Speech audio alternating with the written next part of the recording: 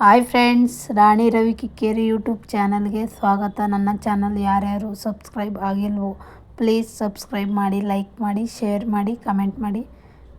ಇವತ್ತು ನಾಟಿ style chicken biryani ಮಾಡೋದು ಹೇಗೆ. ಬೇಕಾಗಿರುವ ಸಾಮಗ್ರಿಗಳು: ಪುದೀನ ಸ್ವಲ್ಪ, ಕೊತ್ತಂಬರಿ ಸ್ವಲ್ಪ. ಮಿಕ್ಸಿ ಜಾರ್ನಲ್ಲಿ ಎರಡನ್ನು ಸೇರಿಸಿ ಸ್ವಲ್ಪ ನೀರು ಹಾಕಿ ನುಣ್ಣಗೆ ಪೇಸ್ಟ್ ಮಾಡಿಕೊಳ್ಳಿ. ಅದಾದ ಮೇಲೆ 9 ರಿಂದ 10 ಮೆಣಸಿನಕಾಯಿ ಹಾಕಿ ಮಿಕ್ಸಿ ಜಾರ್ನಲ್ಲಿ ನುಣ್ಣಗೆ ರುಬ್ಬಿಕೊಳ್ಳಿ. ಒಂದು ಟೊಮೊಟೊವನ್ನು ಹಾಕಿ ನುಣ್ಣಗೆ ಪೇಸ್ಟ್ ಮಾಡಿಕೊಳ್ಳಿ. ಬಿರಿಯಾನಿಗೆ ಬೇಕಾಗಿರುವ ಮಸಾಲ ಪದಾರ್ಥಗಳು: 2 ಪಲಾವ್ ಎಲೆ, 1 ಪೀಸ್ ಚಕ್ಕೆ, 2 ಚಕ್ರ ಹೂವು, 4 ರಿಂದ 5 ಮೊಗ್ಗು, ಸ್ವಲ್ಪ ಸೋಂಪು, ಈರುಳ್ಳಿ, ಶುಂಠಿ ಬೆಳ್ಳುಳ್ಳಿ ಪೇಸ್ಟ್.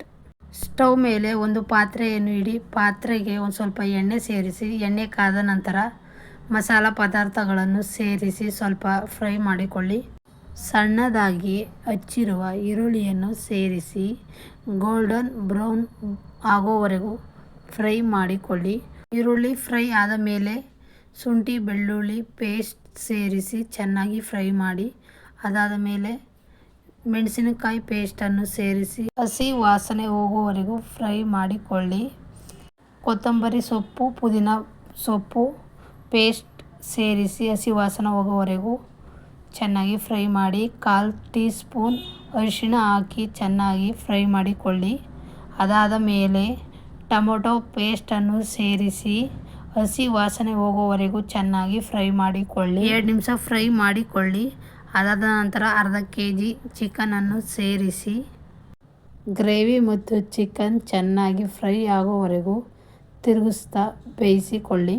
ಅದಾದ ನಂತರ ಸ್ವಲ್ಪ ಉಪ್ಪು ಸೇರಿಸಿ ಚೆನ್ನಾಗಿ ಮಿಕ್ಸ್ ಮಾಡಿಕೊಳ್ಳುತ್ತಾ ಮೀಡಿಯಂ ಫ್ಲೇಮಲ್ಲಿ ಚೆನ್ನಾಗಿ ಬೇಯಿಸಿ. ಅದಾದ ನಂತರ ಒಂದು ಪ್ಲೇಟನ್ನು ಮುಚ್ಚಿ ಒಂದು 5 ನಿಮಿಷ ಚೆನ್ನಾಗಿ ಬೇಯಲು ಬಿಡಿ. ಅದಾದ ಮೇಲೆ 2/4 ಲೋಟ ನೀರು ಸೇರಿಸಿ ಗರಂ ಮಸಾಲ ಸೇರಿಸಿ ಒಂದು ಸಾರಿ ಮಿಕ್ಸ್ ಮಾಡಿ ಒಂದು ಪ್ಲೇಟ್ ಮುಚ್ಚಿ 10 ರಿಂದ 15 ನಿಮಿಷಗಳ ಕಾಲ ಚೆನ್ನಾಗಿ ಕುದಿಯಲು ಬಿಡಿ. ಕುದಿಯುತ್ತಿರುವ ನೀರಿಗೆ 1 ಲೋಟ ಅಕ್ಕಿಯನ್ನು ಸೇರಿಸಿ ಒಂದು ಸಾರಿ ಮಿಕ್ಸ್ ಮಾಡಿಕೊಳ್ಳಿ. ಅದಾದ ಮೇಲೆ ಚೆನ್ನಾಗಿ ಮಿಕ್ಸ್ ಮಾಡಿಕೊಳ್ಳುತ್ತಾ 10 ರಿಂದ 15 ನಿಮಿಷಗಳ ಕಾಲ ಮೀಡಿಯಂ ಫ್ಲೇಮಲ್ಲಿ ಚೆನ್ನಾಗಿ ತಿರುಗಿಸುತ್ತಾ ಬೇಯಿಸಿಕೊಳ್ಳಿ. ಬೆಂದಾದ ಮೇಲೆ ಸ್ಟವ್ ಆಫ್ ಮಾಡಿ. ರೆಡಿಯಾಗುತ್ತದೆ ನಾಟಿ ಸ್ಟೈಲ್ ಚಿಕನ್ ಬಿರಿಯಾನಿ ಸವಿಯಲು. ವಿಡಿಯೋ ನೋಡಿದ್ದಕ್ಕೆ ಧನ್ಯವಾದಗಳು. ಯಾರು ನನ್ನ ಚಾನಲ್ ಸಬ್ಸ್ಕ್ರೈಬ್ ಆಗಿಲ್ಲ ಪ್ಲೀಸ್ ಸಬ್ಸ್ಕ್ರೈಬ್ ಮಾಡಿ, ಸಪೋರ್ಟ್ ಮಾಡಿ.